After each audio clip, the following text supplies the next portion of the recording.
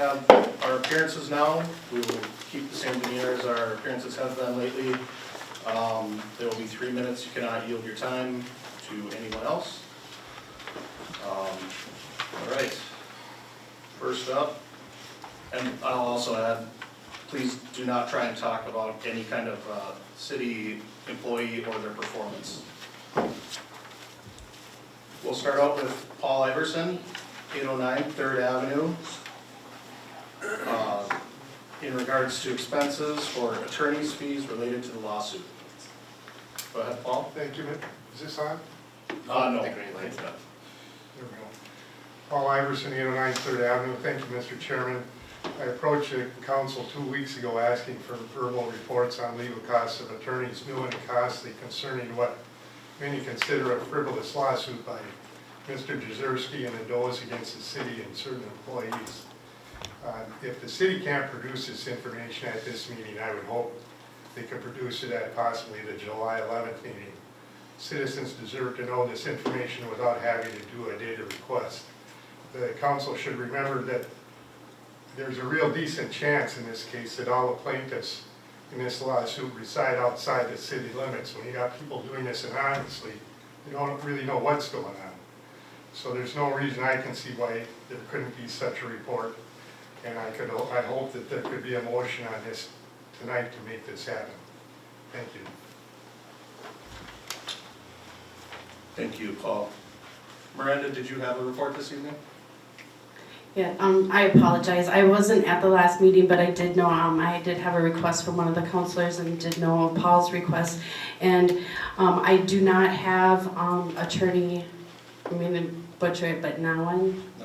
I do not have his invoice yet. I have not received one, but one from Mr. Costley for recall of litigation was, it has, up to this date, has been $6,240.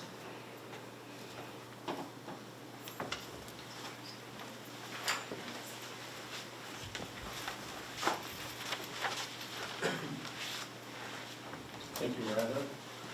Next up, we have Lisa Midlane Knight, 1503 7th Avenue, in regards to THETA and committee appointments. Yes, actually I live at 3452 Drummond Grade. My business is at 1503 7th Avenue. Thank you to the council for the time to speak. So in hopes that Mayor Swanson will resign for the best of our community, I'd like to address this conflict of interest, particularly on the THETA Commission. Everybody wants to meet the mayor. It's usually the biggest cheerleader of a town. I remember meeting Wayne Sletton when we first moved into Two Harbors back in 1988. We've heard from Brian Hansen, who was excited for the opportunity to meet the mayor. It's often the first thing the Chamber of Commerce says when you express an interest in moving or starting a business in Two Harbors. You've got to meet the mayor. I've learned about several businesses that wanted to move to Two Harbors. Both were recommended to meet the mayor. Then the mayor pivots and asks them to sign on to garage starts. I've learned about a nonprofit in the area that was thrilled when the Mayor Swanson showed up at their event. Maybe he'd advocate for them with the legislature. No, he was there to pitch for garage starts, to fundraise for them. Now let's look at THETA. The mayor appoints the commissioners who are approved by the council. 2 city councilors can serve on the commission.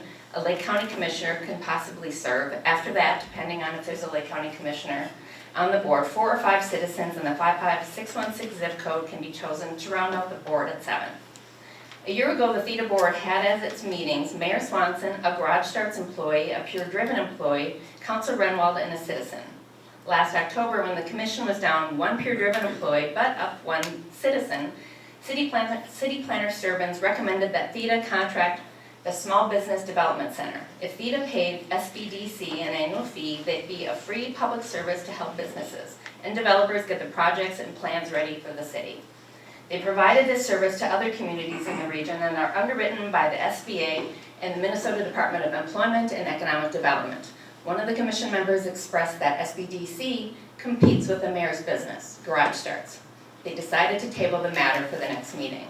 The next THETA meeting on January 11th, 2022 was Mr. Owen Underwater Hotel. No sign of the SBDC. THETA hasn't met since. I know of at least 4 people that have applied to be on the THETA Commission. We need robust committees and commissions filled with a variety of citizens who are passionate to do the work, to move the city's business forward and make life better for all citizens. But the mayor either can't or won't put forward people for these roles. Maybe he's too busy with all of his other problems and issues, maybe they aren't his employees or people he can influence.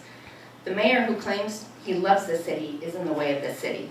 The unanimous vote of the city council asking him to resign says that although he still has a job, make no mistake, he's been fired. No one wants to work with him. He has lost the ability to lead. I recommend that the city council remove or limit him from any city committee or commission and place his place or any place he has a vote. How can we get anything done when he's still the elephant in the room, even when his chair is empty? Thank you for your time.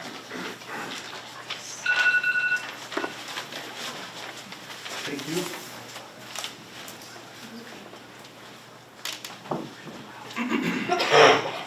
Up next, we have Sewell, correct? Executive Director of North Shore Horizons, in regards to public appearances at city council meetings. Thank you. North Shore Horizons does not take a position regarding most city business. We are compelled, however, to address the arbitrary decision to refuse voice to sexual assault victims. We are not here to shame, we are here to offer education and support. We have heard more than once that allowing victims to speak would do no good. Fortunately, none of us are in a position to determine the value of one another's words. Character has always been a valid piece of information when determining a candidate's suitability for office. Many have addressed character in this room without issue. Your constituents have a right to hear about character. It is an inherent part of holding public office. We have heard dozens of people share their stories in this room, current and past stories, which brings up very real legal issues regarding the denial. But because the topic might be uncomfortable for you, is merely a challenge for you to educate yourself and bring comfort to uncomfortable places. Be an example to us. Sexual assault is not a private or personal issue. It is an epidemic. It is a crime.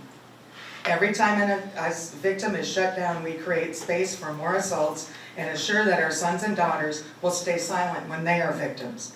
I know that each of you would fight for their right to tell their story.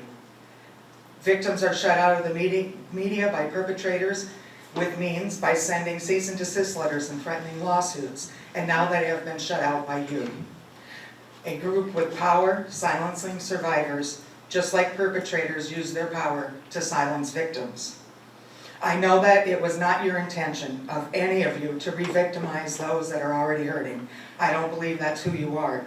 Please take advantage, though, of your local and regional professionals and resources for you to access confidential education about the personal and public implications of your decision. In addition, those resources have unlimited access to state-sponsored attorneys that can help to guide you in your decision-making.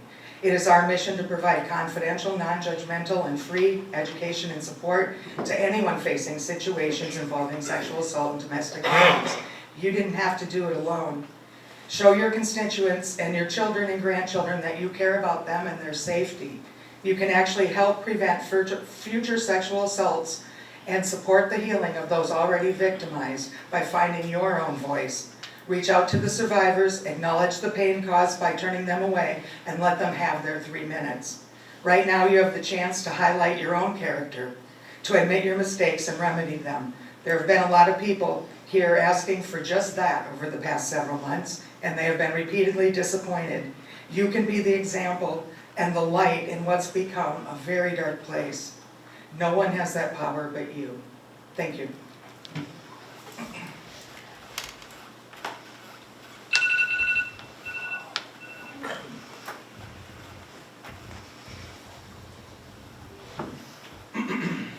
Thank you. Next, we have Brian Hansen, 287 East 1st Street, Knife River, in regards to Mayor Swanson's abuse of public confidence. Hi, my name is Brian Hansen, 287 East 1st Street, Knife River. I want to start out saying that I do understand a little bit about what Chris's thoughts are in being a visionary. I myself have built a multi-million-dollar veterinary company out of components or devices being thrown away. You ever seen advertising in elevators at apartment buildings? I did that. Must be in the water because I'm not unique, he's not unique, none of us are really that unique. Tall ship's guy, he's not, he's doing a job, he likes what he does, We do what we like. Visionaries, in the definition that we had received a couple times probably, are those that build model airplanes out of balsa, that build logging loaders, that really pursue something they enjoy. They work hard at it and they derive benefit from it.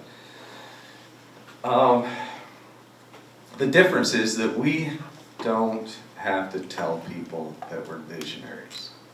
They don't care. We just work hard, we're humble and appreciative of the outcome. In a prior council meeting, Chris said, "That's the way business works, Mr. Hansen." It kind of ticked me off, because that's not how business works. Especially when using your position to gain favor or personal advantage through information you may derive. My error in our encounter that day when I met with Chris, and I think he'd agree, was not to insist upon signing an NDA. Just mentioning it wasn't enough, and being chuckled at for mentioning it was kind of humbling in itself. That meeting surrounded or concerned loose fish. I think everybody can relate to that. It's an emotional topic, it's relatable.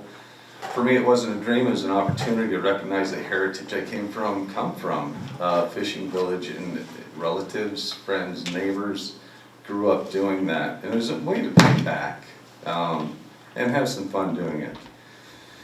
Not going to belabor all the points. People have read things in the press and formed their own opinions. But I'm not saying that loose fish interaction is old news, because it's not. It's relevant. What he did yesterday, the day before, or 20 years ago, is relevant to today. It speaks to character. It speaks to the way you conduct business.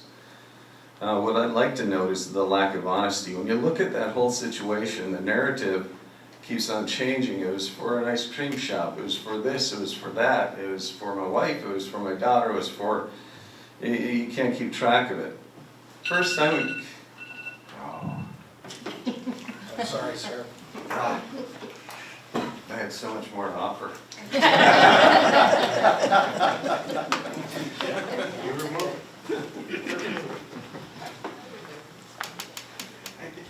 Next we have Deanne Royce, 419 11th Avenue, in regards to tall ships.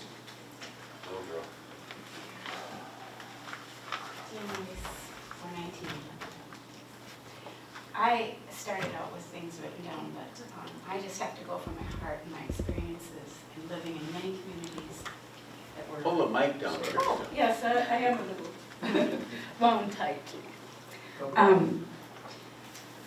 I have lived in communities larger than this, but not large communities, not considered like Duluth. And they will put on events, great events. But this is way out of league for what this community is and the people that live here. And, you know, Minnesota, people come here for the quaintness of it, not just for the biggest and the brightest and the, you know, all the stars of it. If that's what you have, that the people that live here and pay taxes already have to support, I have to question my wisdom in moving here. I didn't expect it to be like this. Most people struggle to even afford a house and to have to pay taxes or to pay for events that are way above what this community, obviously the personnel can't handle. And I know that's very true. I just feel that it's way unrealistic. And you got sold a bill of goods. I grew up in the county seat. I've always lived in county seats. My family worked in the county seats and in police, so I know how the insides work. Nobody in the communities that I lived in that were bigger than this, that were on lakes, every single one of them would have ever attempted.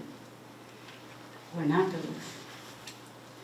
And the people that live here don't want to have to support and pay for something that Duluth can do and put on. Just even looking at the police thing when whoever he is here, I'm sorry I can't remember names, says Philadelphia 17,000. Well, it's gonna be more here. And we're small. And we have, it's just a burden to the people. And I know just from the events I've been to here that people say, boy, we gotta work all these, we gotta work all these. There aren't enough of us to do all the work, just the community members. So I guess that's my biggest concern, and I think it's really sad. I thought it was a quaint little nice little town that had some great things and great people, and everybody's active, but to try to play Hollywood, it's way out of whack. It's way out of whack. And it's hurting everybody. It's hurting everybody. Look at how everybody's trying to scramble. I don't know. I just think everybody's trying to be more than what is realistic. And the people that come to Two Harbors, a lot of my friends, my family, my daughters, people are lawyers, and they like the quaintness.